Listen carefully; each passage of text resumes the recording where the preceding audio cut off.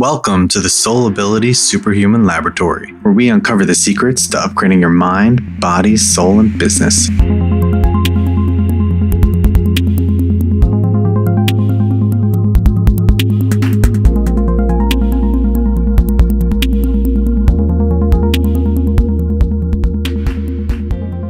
Hey everybody, welcome to another episode of the Soul Ability Podcast. I'm your host, Dr. Mike DiMarco, and on today's episode, I have something really great for you guys. I'm going to share with you my top 5 takeaways from this weekend from Lewis Howes Summit of Greatness. And if you didn't know, I'm actually also in Lewis Howes Mastermind. So I got some behind the scenes with a few of the speakers, and I got to really get to know them and learn from them. And I'm going to share with you guys the top 5 things that I learned from Maria Sharapova, Brendon, Burchard, Tim Storey, Lewis Howes, Chris Lee, Mel Robbins.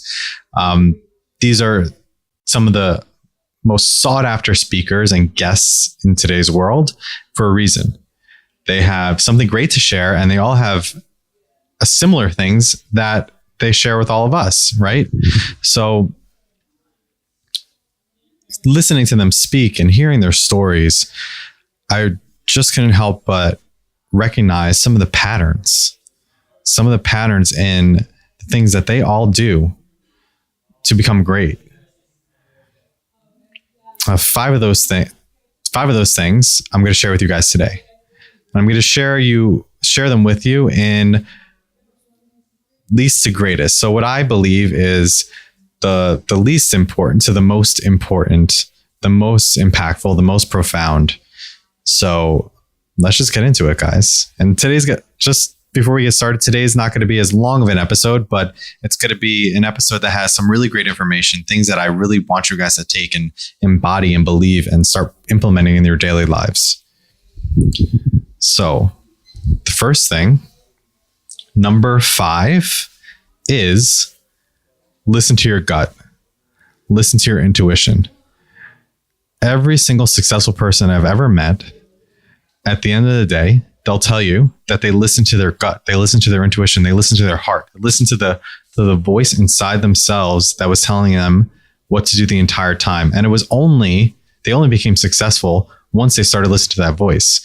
Once they stopped looking outside themselves for the answer and looking within inside. Now, some of the best examples of that from this weekend, and I'm going to use this one a lot, is Mel Robbins' 5-second rule. Now, when you use her 5-second rule, you have no other choice but to do what your gut is telling you, because you're delaying your body's ability to think. So you're not thinking about what you're going to do. You just do it. You do what your gut is telling you to do.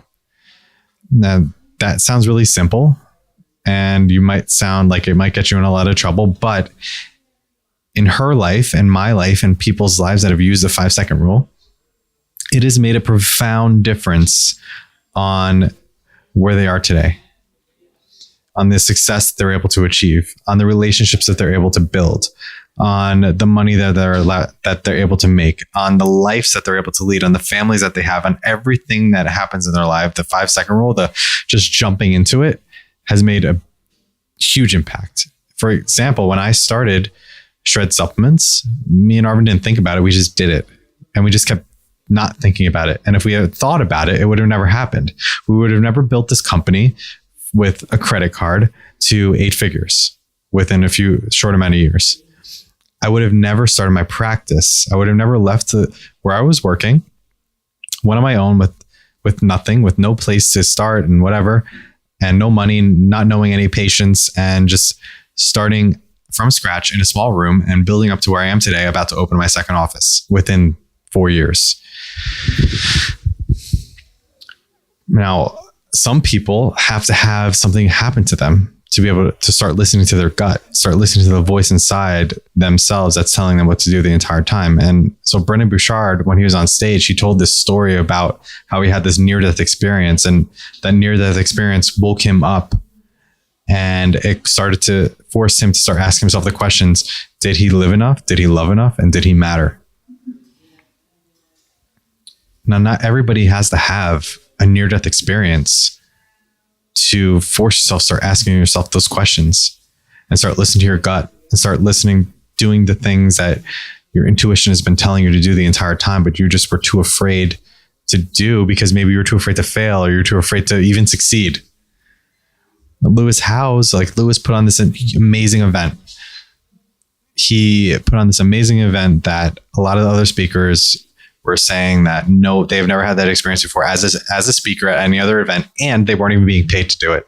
They just did it because they know Lewis. And I said this to Lewis too after. I said, dude, every single person that I've ever met that knows you personally, not just creates this idea of who they think you are, but knows you personally, loves you because you listen to your gut and you're truly authentic to who you are and you actually give a shit. Now, how can we start listening to our gut if we're not going to have a near-death experience? We can use the 5-second rule.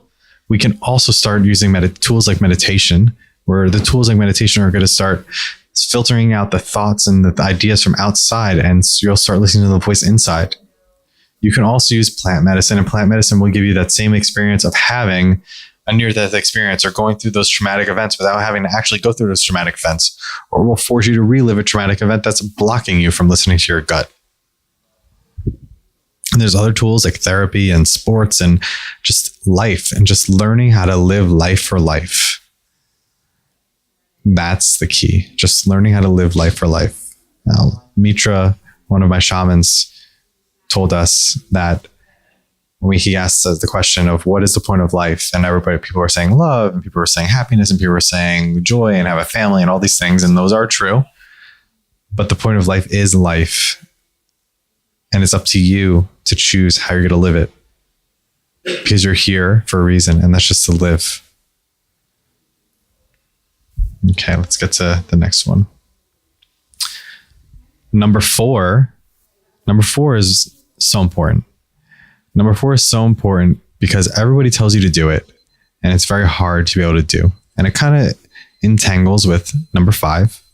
It's very closely related, and it's believe in yourself. And it's not just believe in yourself. It's believe in yourself even when you don't. Even when you don't. When you're doing anything important, anything big, anything that's going to change your life, anything's going to change anything in your body or your mind or your soul, it's going to be uncomfortable. And you don't know what's going to happen after that because you've never done it before.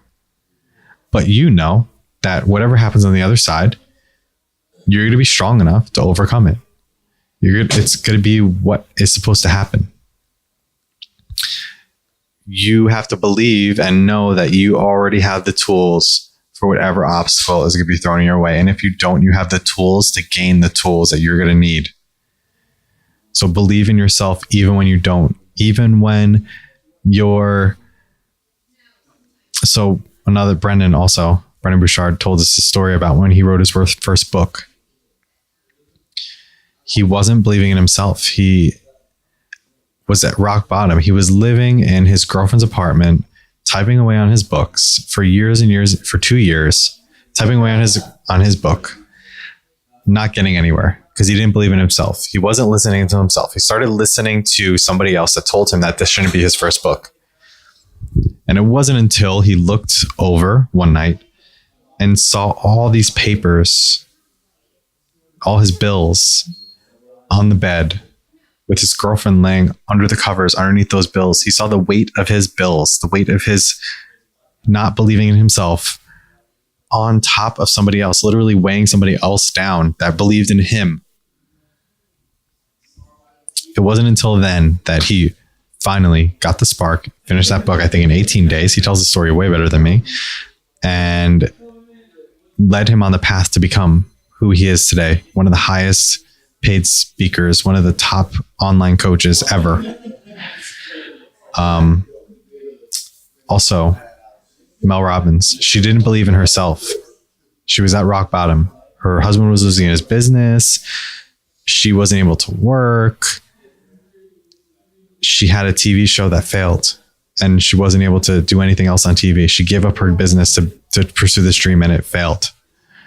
She was miserable. She wasn't waking up every day. And it wasn't until she discovered the 5-second rule by watching a spaceship launch, and she tried it, that she was able to start moving forward. And she just believed in herself enough to implement this thing in her life and start moving forward. Even when she didn't actually believe in herself, even when she didn't, she just did it. She just moved forward and eventually started to become who she is today. And sometimes, so Tim Storey told this story about how he became who he is and how he became mentored by these amazing people, even though he is from a family that didn't have a lot of money. You know, a family of, I don't even know how many kids, but it was a lot of kids in his house. These mentors were people like Vidal Sassoon and people who were super successful. They saw something in him and they believed in him and they wanted to teach him. Oprah saw something in him, invited him to speak on stage. Oprah saw something in Brendon Burchard, invited him to speak on stage. When even when you don't believe in yourself, if you keep on moving forward and you keep on doing good, you still need to believe in yourself, because somebody else will too. Somebody else will take notice, and somebody else will pull you from the ashes of the fire, the wreckage that you think that you were in. And out of that will grow an amazing, beautiful tree. So after a forest fire, that's when all of the best growth comes, because the land is the most fertile. And that's the same thing, the same story in our lives. After the forest fire, after the most terrible things that happen to us, it's our chance to build anew. That's when the soil is the most fertile for our seeds to be planted. Our seeds of success, our seeds of joy, our seeds of bliss to be planted and grow out of those ashes. So when something bad happens to you, don't believe that it's not happening to you. It's happening for you. It's happening for a chance to grow, no matter how bad it is. And even if it's not that bad, it's still a chance to grow something great. Number 3 is high performance habits create high performers. I'm going to go back to Brendon Burchard again, where he has a book coming out called High Performance Habits. And it's about analyzing all these high performers and what are the habits that they have in common to become high performers. And I'm going to tell you to read the book to learn what those habits are. But having those actual habits is important. Having a morning routine where you're strategizing and you're planning out the day. And this is something that I notice in all the successful people that I know, that the first thing they do is not go and check their email, is not go and start watching TV or doing something mundane. They actually purposefully start planning their day as part of their morning routine. They maybe their exercise, maybe they have their coffee, something, but they start thinking about the day and what's going to happen. What are they going to do that day? Maria Sharapova, one of the highest paid female athletes ever, tennis player, has a post-game routine and habits. So after each match, she goes and gets physical therapy. She goes and has all these professionals, all these specialists helping her out right after. Every single time. She practices every single day. She has habits that make her great, make her who she are, make her who she is, make her who she's become. One of the greatest female tennis players ever. Even though she's past the prime of where people think that she shouldn't be like killing it. She has become the person that everybody wants to beat. And somebody in the audience said this actually at the conference where she's no longer become the person that, like, it's no longer a thing to just want to win a Grand Slam or win a title. It is a thing to try to beat her now. She has become so expert level that she's almost like the Michael Jordan of tennis, where it's like a thing to beat her. And she only has gotten there with all of the habits and routines that she's created and developed in her past 30 years of life. Another person that has a really amazing habit, they all have great habits, but one that you can apply to your life is Mel Robbins, the 5-second rule. It's actually a habit. So if you start applying the 5-second rule to your life as a habit, whatever you're doing, and just count down 5, 4, 3, 2, 1, and then set the intention and feel a great feeling when you're doing it, to move forward and not think about the thing that you're about to do and just do it. That is a habit. That habit will change your business, your life, your relationships, your health, everything. If you don't feel like waking up in the morning to go to the gym, practice the 5-second rule, you will get to the gym and you will start working out. And then once you start, you will finish it. And that will set the tone for the rest of your life, the rest of your day. Just doing things, doing the right things, and just not thinking about them. One of the things that I noticed about being, part of this mastermind group and around a lot of really successful people is that there's a lot of really smart people that aren't successful. And it's because they overthink everything.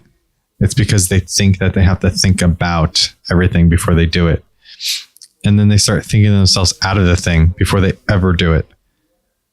When in hindsight, if they would have just moved forward, the things that they thought were going to happen never would have actually happened.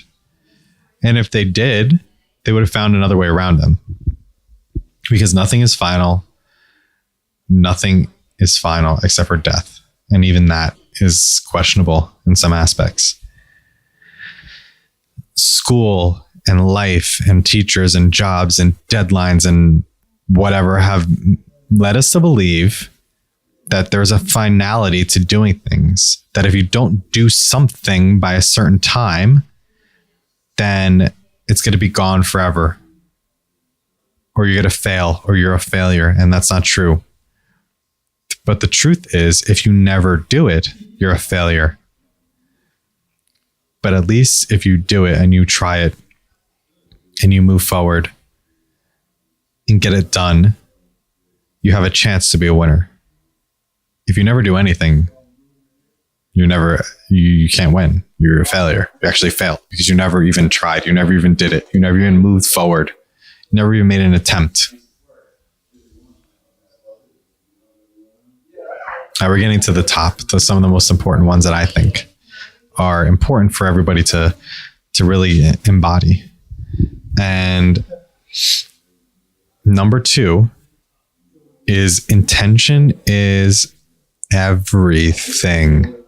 You must be intentional with your day, be intentional with your interactions, intentional with your experiences.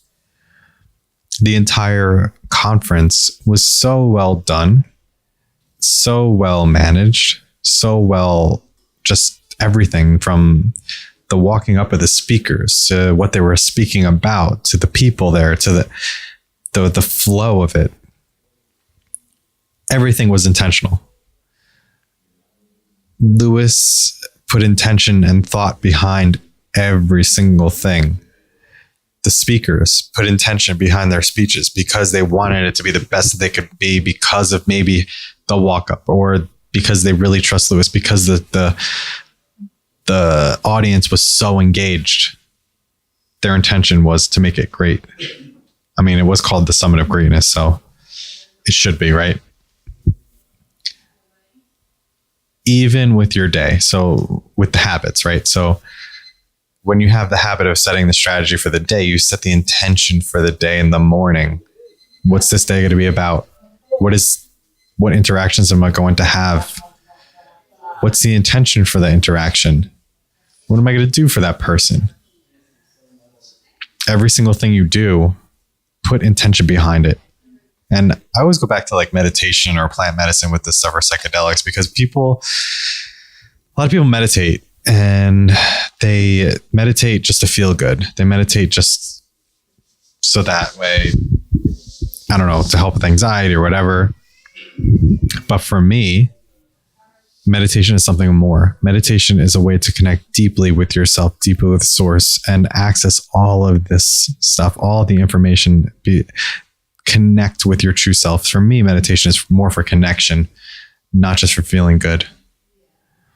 And when people do psychedelics, like, yeah, you can have a great time and feel like see some weird shit. And a lot of people do that, and they do it for party reasons and stuff like that.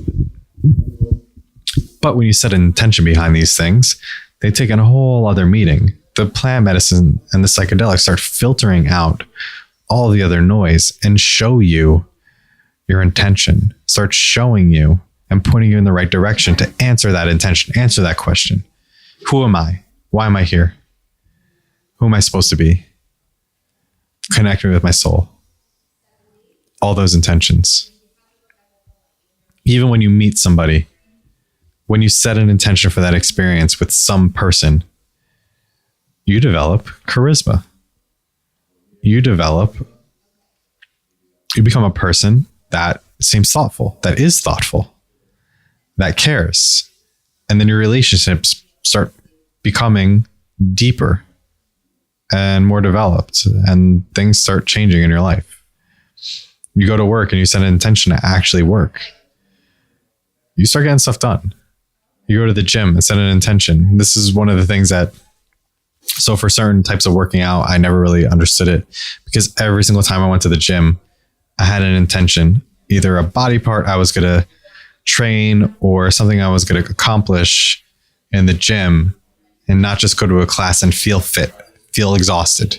I mean, if that's your intention to just feel exhausted, great. But I wanted to go with the intention of improvement, with the intention of working on something to make progress. And that's the difference of why some people can go to the gym all the time for years and never make any change. And other people, like a lot of bodybuilders, a lot of athletes, go to the gym to get shit done. They go to the gym for a purpose. And whether the purpose is for that specific workout or for overall theme of getting stronger or getting faster or getting more powerful or changing the way that you look, they have an intention behind what they're doing, not just to feel better. It's a specific intention. It's a specific goal. And the more specific you can be, the better, the more effective you'll be. Now, number one is like, it sounds the most fucking obvious, but it's probably one of the most neglected of all time. And that's just care. Care about what you do, care about people, care about yourself, care about the things that you're interacting with, care about your business, care about your presentations, care, give a shit. Lewis cared so much how the speakers were going to feel, how they were going to think, that he did everything that he possibly could do to make it an amazing experience for them, because he cared. He does everything he could possibly do to make our mastermind an amazing experience for us, because, you know, we pay a lot of money for it and we want to learn to make it an amazing experience for us. Now, there's one person that really spoke and this, I feel, truly embodied this at the summit. And she didn't actually speak. She sang. And that's this girl, Laura Breton. She sang opera, and she's 15 years old, and she fucking embodied the song. She became the song more than anyone I've ever seen anyone become anything else that wasn't actually them. She believed it. I checked out her Instagram page, and she has a quote on there from Michael Jackson. And it's, whatever you believe, you become. Whatever you believe, you become. So if you believe you're a failure, you'll become that. If you believe you're a successful person, you'll become that. If you believe you're not good at sports, you'll become that. If you believe you're great at them, you'll become that. Whatever you believe, you become. And that comes down to caring. You have to care about what you become. And you have to believe it. You have to embody it. You have to embrace it. You have to care so much that even if you aren't that thing yet, you believe it in your heart that you will become it. And you will have the motivation to change because you care. You care about other people. You care about yourself, and not care about what they think. You care about how they feel. You care about how you feel. And that's huge. A lot of people don't. A lot of people don't care about how they feel themselves. They care about everybody else except for themselves. And once you start putting yourself first and caring about yourself, you start making change in the world. You start changing your life and the life of people you come in contact with for the better. So if you could take one thing out of everything I just said, it's just to care. Like really care about yourself and about people and about life. Because the point of life is life. That's why you're here. So care about it, live it, love it, matter. Thank you guys so much for listening today. Next week, we're going to be back onto the interviews. So please tune in. And I just want to thank you again for listening to the podcast and reaching out, especially about last episode. It means a lot to me when you give me feedback on certain episodes, certain things that I talk about that really help you. So a lot of people had the last episode made a lot of impact, and really people really enjoyed the last episode about the habits to change your brain. So thank you guys, and I will see you next week. Peace.